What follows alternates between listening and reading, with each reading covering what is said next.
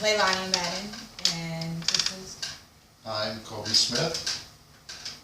So we decided to talk about how we met and give our little personal, story together from the last few weeks of us meeting, which has a lot to do with the home care crisis that everybody's talking about. So basically, I have a child with disability. She's been sick since she was 6 months old, and she has systemic diarrhea, arthritis in her organs and joints, and then at 10 she had sepsis, lost her fingers and her feet, and through that time I went to school and got my medical assisting degree, and then later my psychology degree. And Ryan went to college for the first time last year, and we have decided, because she's 20 now and in need of her own independence, that she needs a new personal care assistant, PCA, which I've been providing for 20 years.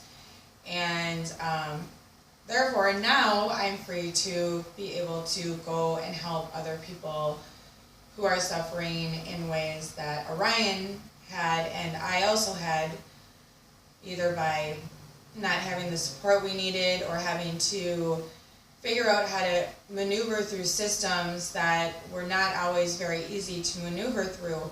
But right now, really the systems are in crisis, so that's kind of what we're talking about because of how it's influenced Colby.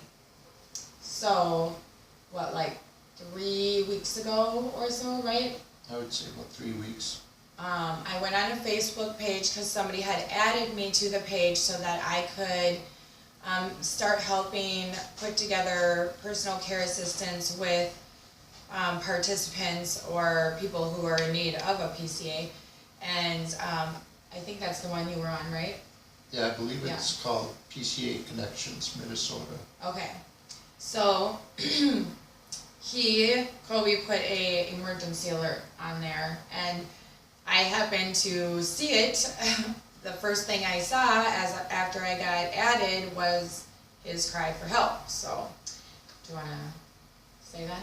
Yeah, basically, I had been put in a rather perplexing circumstance where I received a letter of termination of services from my home care agency, basically with an effective date of 13 days from the official notice, which basically left me hamstrung between, one, finding a new home health care agency that could meet my needs, and also getting staffing in place within those 13 days.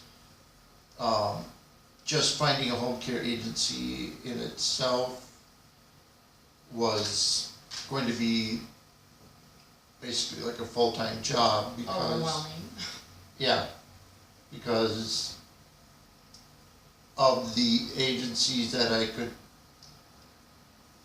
pick from or to kind of call and screen through, there's probably about over 500 on the list, and the only way I could find out whether or not they could meet my needs is calling each individual one.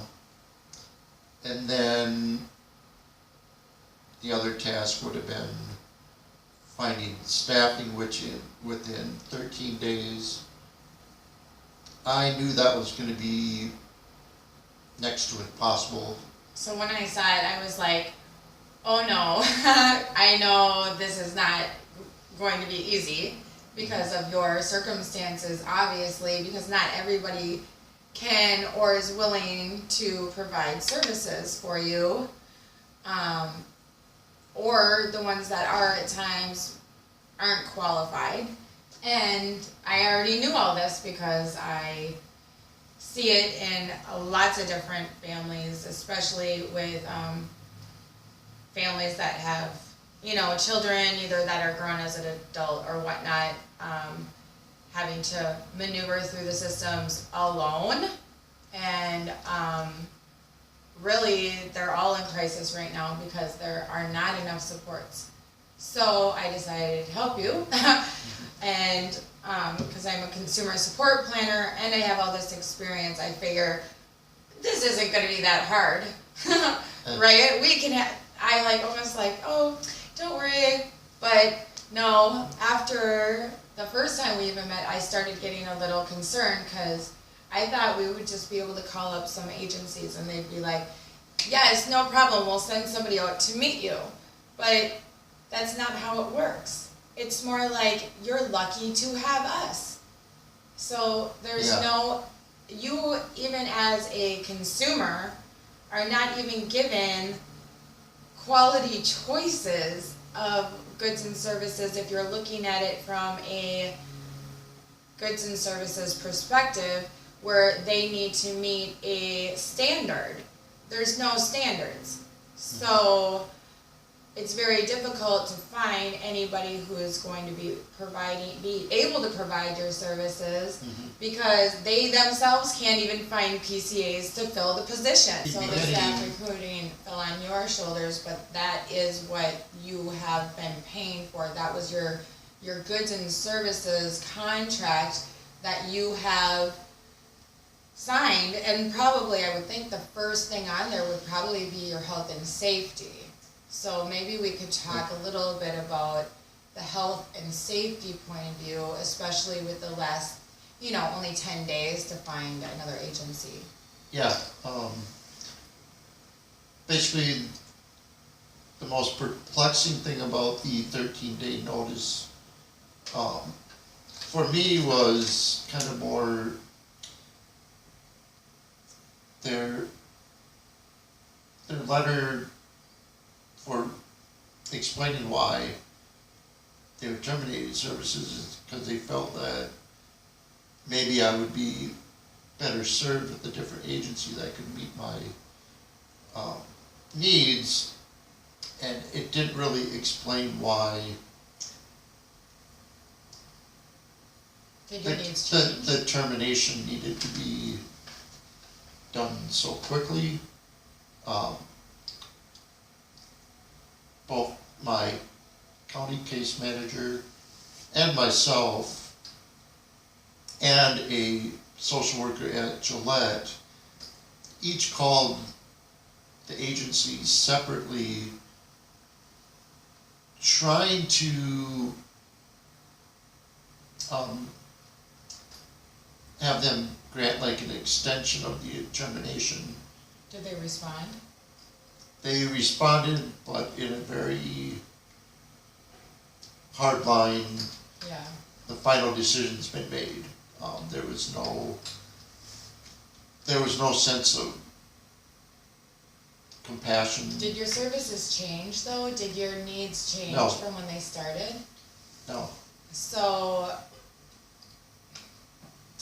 it was like they finally decided they can't meet my needs after 6 months of not supplying. Why do you think that is though? Do you think it's is it really your needs or is it their staffing shortage maybe? I mean, because is it really your needs? I mean, I don't, for me, your needs are not above and beyond what I would consider for, well, I don't know. I guess at times I would think there's a lot of different services that people would provide to you as a PCA, but not anything that would be above and beyond anything comfortable for most people in this industry. I would think that anybody who is in this industry wouldn't think that your needs are anything out of the ordinary or anything that's challenging to me, but I mean, depends on the person, but I would think in this industry we should be able to have qualified people to be giving your needs. I mean, what are your needs? What do you think the list of your needs is it the definition of your needs? Is it really too high, or I don't know. Or is it the pay? I think it seems to be, one reason is I found,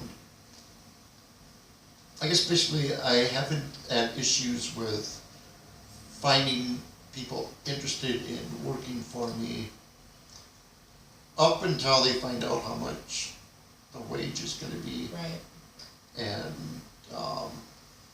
basically nursing student telling me that she can get paid better working at the VA or, working at Holiday gas station. And then like what I experienced with the agency seemed like they were understaffed in terms of their recruiting efforts. Basically, I really didn't see any effort put on that part. Right. I mean, maybe they really are trying though, and just can't find anybody. And I mean, there's a lot of reasons for it, but when it really comes down to it, it's really the fact that people aren't getting paid enough, and the only way they're going to get paid enough is if they start gaining respect from their industry. And that is only gonna happen through an education. And in my opinion, on that side of it, the PCAs that I know, they do far and above what just usually a CNA or a certified nursing assistant do. And like even as a medical assistant, for my daughter, was doing things that I was never taught, and that industry their pay is at least twice as much, or close to it. I mean, they're making at least, NMA, they're making at least close to $40,000, $45,000 a year within the first 5 years if they're working full-time, and they get full benefits. And so they're doing jobs that are less, medically technical, and at times even with the DD side of it, I mean, I never got trained in as a medical assistant to work with real like DD individuals. And then even in psychology, I would say that was more based on the DD side. So you're taking all these different areas of education, and then you're putting the people who have no education at all, not even ethics or diversity or any type of medical knowledge base at all, and sticking them in people's homes and paying them close to nothing. And then we're attracting people who are desperate.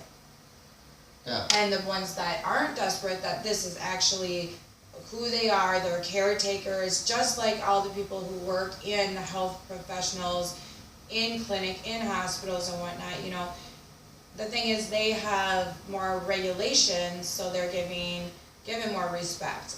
And at home, there's no supervision at all. So people are walking into the homes without any education, without any basic standard within the industry, and coming to see you. How does that feel? Honestly, how does that feel? Like, you are gonna train somebody in at times who has no idea, has never worked in the medical field at all. And they're like, yeah, I had a background check, I'm here to work for you. Are you comfortable? Hopefully they're not gonna steal. Yeah. Or I guess I've run into circumstances where I get a PCA sent to me, and some kind of basically refuse to do some of my cares that they're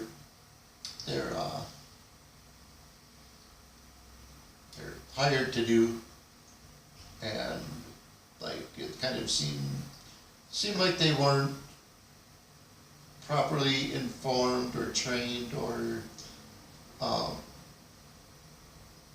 just aware of all of what they were getting themselves into. Mm-hmm. I've had circumstance where I've had PCA sent out to me, and What about the one just recently? yeah, The that's what I was last 10 getting to. days? She was between the 8-9 month pregnancy, and I voiced my concern to the agency about being in a situation where I'm in my lift in the air and her water breaks. And basically, Concern for her even. yeah, basically she was still put on my schedule, sent out, and I kind of suggested to the agency that they put her with a lower level needs client, and then not only was my safety my concern, like also like where she was in stage of pregnancy, like her ability to be a reliable person. I already started questioning, and it turned out she had to leave one shift early because her back was too sore, and two other times she couldn't come in because she was either having too much pain or she was having contractions. In all three of those times, the agency did not have any sort of responsive backup plan, and basically their response was that call the police or emergency services to go to a hospital. And that's the normal protocol we found out too, right? Yeah, for them. So we can take our police or firemen off of the streets where they're supposed to be needed to come in here and get you if your PCA doesn't show up. Yep, and then take me to a ER, be admitted to hospital, which, like, one would be psychological toll on me, an unnecessary, A waste of resources, maybe?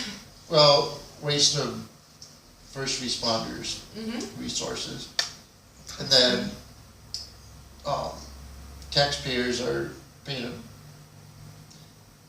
more expensive bill, I guess.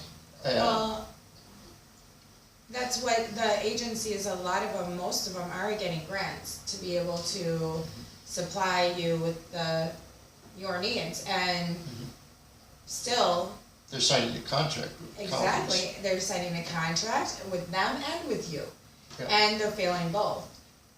Why they're still in business, I don't know, but we gotta figure that one out. And then on the other hand, like when we were over here just a couple days ago and we had an issue with a PCA having to leave in an emergency situation, we spent quite a while trying to find, or actually I even called the company multiple times and ended up having to tell them that we were gonna have to call an attorney if they won't call us back or send the care you need because of the contract we've signed. I mean, like, your care should come first, and they don't even, never return the phone call, ever. And the thing is that, yeah, maybe they did have 10 days until their contract was over, but that is still, what's today? Friday, right? This is the last day. Still in effect for a couple more days. Okay, so, I mean, they still have to supply you with your PCAs, and they didn't, so you would have missed your therapy, right? If I wasn't here. Yeah. And you would have been left on your own. Not only is it a therapy, it's a specialized exercise program where if I don't provide a 7-day notice, and it's without a doctor's letter, it's an unexcused absence, and it's it's the kind of therapy that no insurance covers, and I basically have to fund through my own networking, GoFundMe, It's resources. the Christopher Reeves one you said, that's Yeah. what you said, what is it called? The ABLE program. Yeah.